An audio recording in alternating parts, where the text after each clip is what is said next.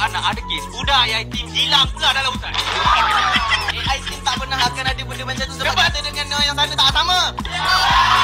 Okey, sama. Bukan salah Irfan kalau dia pandai hormat wanita berbanding kau. Kalau dia pandai hormat kau.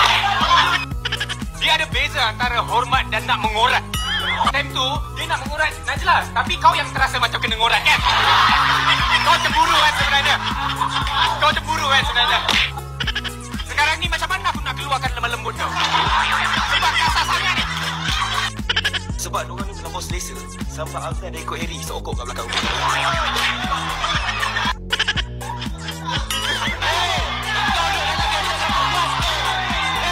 Kau bawa perempuan dalam kereta nak bina. Saya bawa perempuan dalam kereta tengah hari. Di tengah hari. Itu gelap. Hei, bagi sini. Gelap lah. Gelap. Ada tingkap. Okey, cegah memang cegah. Tapi pintu tertutup. Saya tu ada nyamuk masuk. Aku tutup. Itu saya tu dia buka. Sekarang ni kan, diorang terbalik. Harry yang makin nak ke arah perempuan. Kita dah nampak dah Harry makin lama dia makin gitu. Jalan lenggang. Sebab apa? Sebab Hazan dah bawa sosok seorang jejaka. Tidak. Itu saya masa makan. Baru-baru ni diorang buat konten seluka. Buat pada waktu malam.